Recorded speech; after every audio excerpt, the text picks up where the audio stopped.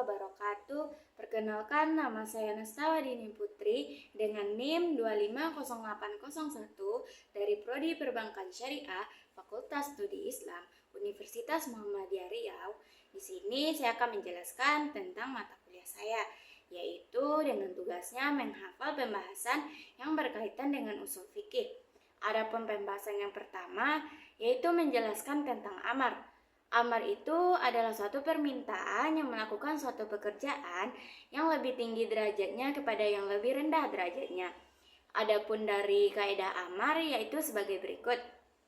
Yang pertama, al-aslu fil amri lil wujubi illa madalat dalilu ala khilafi, yang artinya asal dari perintah itu hukumnya wajib, kecuali ada dalil yang menjelaskan tentang perbedaannya.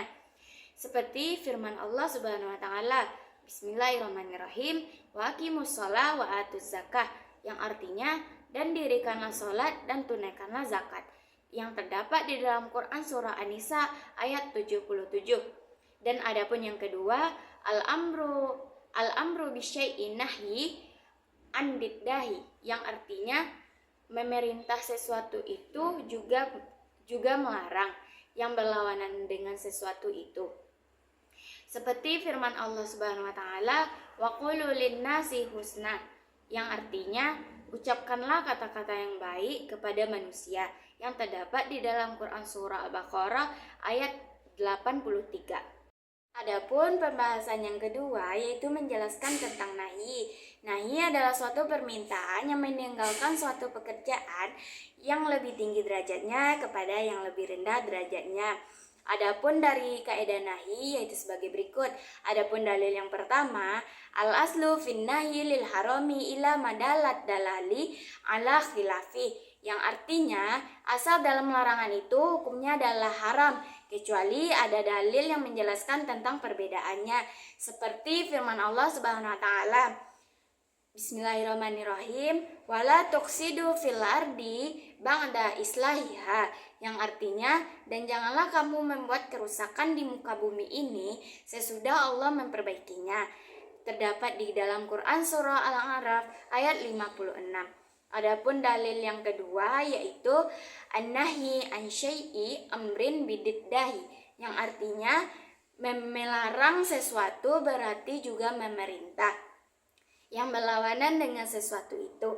Seperti firman Allah Subhanahu wa taala, Bismillahirrahmanirrahim, wala taqulu amwalakum bainakum bil batili, yang artinya dan janganlah sebagian kamu memakan harta sebagian yang lain di antara kamu dengan jalan yang batil. Terdapat di Quran surah Al-Baqarah ayat 183. Adapun pembahasan yang ketiga yang menjelaskan tentang Am adalah sesuatu yang meliputi dengan dua perkara atau lebih yang tidak mempunyai batasan. Adapun lafaz-lafaz yang terdapat di dalam am terbagi menjadi 4 kelompok. Yang pertama, isim mufrad yang ditakrifi dengan alif lam, seperti firman Allah Subhanahu wa taala, Bismillahirrahmanirrahim, innal insana lafil husri illal ladzina amanu, yang artinya sesungguhnya manusia itu benar-benar dalam kerugian kecuali orang-orang beriman. Quran surah Al-Asri ayat 2-3.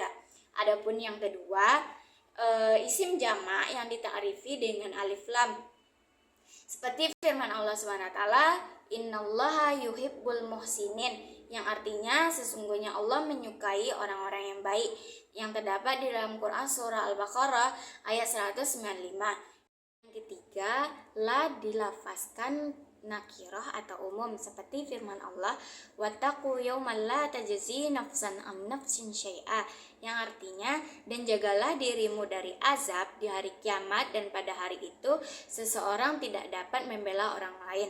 Quran surah Al-Baqarah ayat 48. Yang keempat adalah isim mubham. Yang pertama, lafaz man yang untuk berakal. Firman Allah Subhanahu wa taala, wa may ya'mal misqala dzarratin khairan yarah, yang artinya barang siapa yang mengerjakan kebaikan sebesar zarah pun niscaya dia akan melihat balasannya, yang terdapat di Quran surah Az-Zalzalah ayat 7. Adapun yang kedua, lafaz ma yang untuk tidak berakal. Firman Allah Subhanahu wa taala, wallahu Wallahu basirum bima ta'malun, yang artinya Allah melihat apa yang kamu kerjakan, di Quran surah Al-Hujurat ayat 18. Pun pembahasan yang keempat yaitu yang menjelaskan tentang khas dan taksis. Khas adalah sesuatu yang mencakup dua perkara atau lebih dan tidak mempunyai batasan. Dan adapun taksis ialah sesuatu yang dikeluarkan dari sebagian dalil-dalil am. Adapun lafaz-lafaz yang mencakup dengan taksis ada dua, yaitu muttasil dan munfasil. Yang pertama, taksis muttasil. Istisan atau pengecualian seperti firman Allah Subhanahu wa taala, bismillahirrahmanirrahim, wal asri innal insana lafil husri illal ladzina amanu wa amilus solihati, yang artinya demi masa sesungguhnya manusia itu benar-benar dalam kerugian kecuali orang-orang yang beriman dan beramal soleh. Yang kedua, taksis munfasil. Taksis kitab bil kitab, yaitu mentafsirkan Al-Quran dengan Al-Quran, seperti firman Allah Subhanahu wa taala yang terdapat di dalam Quran surah Al-Baqarah ayat 122, yaitu wala tankihul musyrikati, yang artinya dan janganlah kamu menikahi wanita-wanita musyrik. Ditaksiskan oleh Quran surah Al-Maidah ayat 5 yang berbunyi wal muhsanatu minal lazina na'utul kitaba min qablikum, yang artinya dan wanita-wanita yang menjaga kehormatan di antara orang-orang yang diberi kitab sebelum kamu. Pembahasan yang terakhir yaitu pembahasan kelima yang menerangkan tentang nasak. Nasak menurut bahasa yaitu al-izalatu, yang artinya menghapus atau menghilangkan, dan ada pula yang diberi makna an-naqlu yang artinya menyalin. Dan adapun secara syara atau istilah, nasak ialah raf'u hukmi syar'iyyah bidalilin syar'iyyah muta'akhirin, menghilangkan hukum syara dengan dasar dalil syara yang lebih akhir datangnya.